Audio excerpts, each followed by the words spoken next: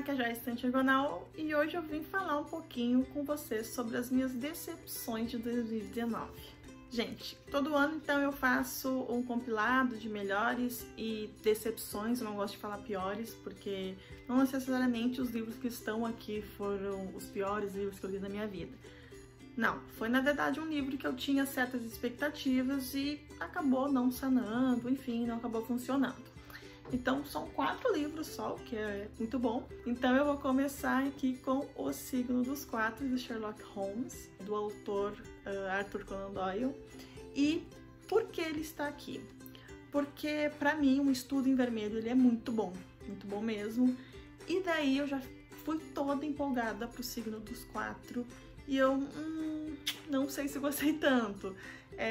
Sei lá, eu não me senti tão envolvida sobre esse caso aqui. O autor aqui, a forma que ele escolhe contar essa história é diferente do Estudo em Vermelho, que é dividido em alguns atos, ele vai dividir ali bem certinho a resolução, tipo, a gente vai entendendo cada passo que ele chega até ele descobrir, né, o criminoso que estava por trás daquele caso. E aqui ele também vai fazer uma coisa um pouquinho diferente, que ele vai dar voz, então, pro assassino, que é um pouco estranho, porque a gente acaba até criando uma certa empatia no final sobre os motivos que levaram ele a fazer o que fez. Mas, sei lá, eu não curti tanto, mas não quer dizer que eu não ache um livro bom. Eu gostei de ter conhecido mais um caso do Sherlock, vou dar continuidade à série, mas fazendo esse comparativo entre um Estudo em Vermelho e o Signo dos Quatro, eu prefiro o formato que é apresentado no Estudo em Vermelho. O outro livro eu não tenho edição física aqui, mas é O Bebê de Rosemary, eu vou deixar a capa aqui. Eu li esse livro numa leitura em conjunto, então no clube de leitura, e foi legal ver que muita gente compartilhou dessa mesma opinião. Eu achei um livro bom, mas ele decepciona em algumas coisas que a gente acaba entendendo o porquê. Eu vou tentar explicar, tá? Aqui a gente vai acompanhar, então, a Rosemary, né, e o marido dela, e eles estão procurando ali um local para se mudar, né, e eles acabam encontrando. Nesse local ali tem um casal ali de velhinhos, e desde que eles se mudam para esse local, que a princípio tem várias histórias envolvendo esse local, mas eles meio que ignoram, né? Começa muita coisa a dar certo na vida desse casal. Então o marido da Rosemary consegue um emprego melhor, ele é ator, se eu não me engano. As coisas começam a dar super certo e a gente sabe que tudo isso no final vai ter um desfecho. Mas uma coisa que me decepcionou muito foi o fato de que a Rosemary não tinha voz ali, né, durante toda a história. Então isso me incomodou. Durante toda a história ela foi muito passiva, ela aceitava muito tudo que acontecia. Um exemplo disso é que a Rosemary, tá, gente, não é segredo nenhum, uma hora ela vai ficar grávida.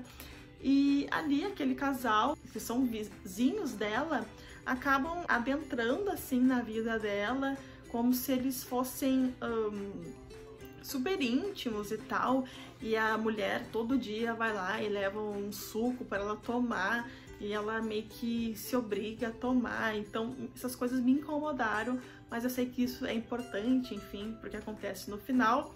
Mas no final, assim, eu achei que a Rosemary ela tem uma redenção, assim, ela se utiliza de algo que acontece para se empoderar ali, né? Então, não vou falar para não dar nenhum spoiler, mas quem já leu talvez entenda o que eu quero dizer. Mas, enfim, eu entendo que esse é um livro que foi escrito há anos atrás, mas isso me incomodou um pouquinho durante a narrativa, ver toda essa passividade da Rosemary. Um outro livro que me decepcionou bastante, que eu tava com altas expectativas, é o livro Maldito. Então esse aqui é um livro, um compilado de creepypastas, e só por ser um compilado de creepypastas eu já fiquei super empolgada. Solicitei o livro para fazer a leitura, mas me decepcionou muito, porque aqui, né, creepypastas são histórias de terror, então pequenas histórias de terror, só que eu não achei que elas eram realmente de terror, sabe? Nenhuma realmente me deixou com medo, me deixou intrigado. E isso que é o legal dessas creepypastas, sabe? Tu ficar realmente envolvido e ficar temendo e ficar com aquilo na cabeça, sabe? As histórias mais pesadas, tipo, pra mim foram as que, ok, mas eu esperava um pouquinho mais. Os dois autores são brasileiros, tá? Inclusive o David Herrick, ele tem o maior canal de terror e sobre creepypastas no YouTube. E o livro prometia trazer histórias inéditas. Então, talvez seja esse o fato de ter me decepcionado, porque eu sei que no canal dele, ele traduz muitas creepypastas de lá de fora. Então, não sei. E o próximo e último livro, gente, talvez esse vídeo ganhe alguns dislikes, talvez. Mas assim, antes, vou estar me justificando. Todos esses livros que eu mostrei aqui, gente, eles ganharam 3 estrelas, tá? Que dentro aí do conceito é bom. Ele é simplesmente bom. Não é ótimo e também não é ruim, ele é bom, tá? O próximo livro é, infelizmente, O Fim da Eternidade, do Isaac Asimov. E esse é o clássico caso de que muitos livros que vieram depois dele, que se apropriaram, que utilizaram esse tipo de história como inspiração, foram criadas de uma forma melhor. Eu não sei se dá pra entender, sabe? Mas esse livro é um clássico, então, da ficção científica. Eu entendo o peso dessa história e por causa disso que eu gostei muito do livro. Mas como eu já li muitos outros livros que vão falar sobre o paradoxo do tempo, essas coisas de viagem no tempo, eu já vi coisas diferentes, já assisti filmes, já li outros livros que vão abordar o tema, e por causa disso eu acabei me decepcionando com O Fim da Eternidade. Outra coisa também, não curti tanto, é que no final, assim, isso aqui vai ser uma coisa bem pra quem já leu, porque eu não quero dar spoiler, mas o conceito de eternidade no livro, ele não é tão bem explicado, tá? Como eu não vou falar no vídeo, quem quiser conversar um pouco mais sobre isso, eu até posso falar no privado, me chama no Instagram, é @diagonal, eu posso estar conversando sobre isso. Mas tem coisas muito legais nesse livro, tipo o conceito de fisiotempo, o modo que é contado o tempo aqui através do tempo dos viajantes, que são os eternos aqui dentro desse livro. Aquele esquema de linha de tempo que existe na maioria das histórias que envolvem viagem no tempo, é que se tu viaja pro passado e, por exemplo, matar o teu avô, tu vai continuar existindo, essas coisas aqui vão acontecer aqui nesse livro e ele vai dar uma explicação bem interessante. Mas assim, eu gostei de todo o conceito do livro, da história central ali envolvendo o protagonista e o romance que vai existir também. Pra mim não foi um ponto fraco, eu achei interessante. Enfim, gente, eu não quero falar pra dar spoiler, mas foi uma pequena decepção, assim, infelizmente.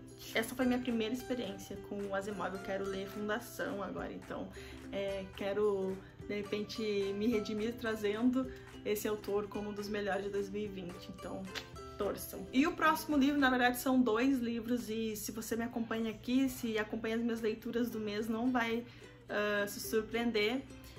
Infelizmente, Textos Cruéis Demais para serem lidos rapidamente. Eu não tenho umas edições físicas, eu acabei me desfazendo.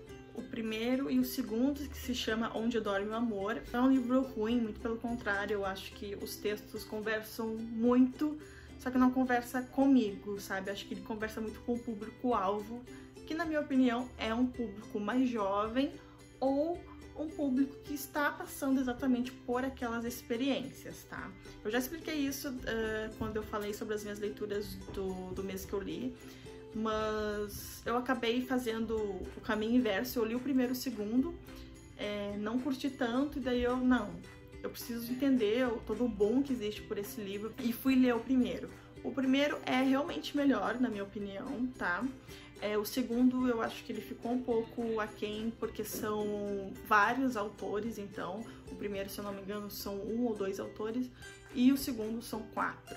Então eu acho que ou ficou muito repetitivo, ou enfim, a narrativa era um pouco diferente, então era difícil se conectar com os textos. Mas o primeiro eu achei realmente muito interessante. Aqui o autor, que é o Igor, né, ele consegue transmitir muito o sentimento que ele tá sentindo, sabe? Então eu entendi isso, mas ele só me decepcionou mesmo por não conversar comigo, tá? Então, deixando bem claro, isso é um problema meu com a relação com o livro, não porque ele é um livro ruim. Não é à toa, né, que ele ficou meses e meses e meses como o livro mais vendido, e ele é o sucesso que é. Então é isso, essas foram as minhas decepções de 2019.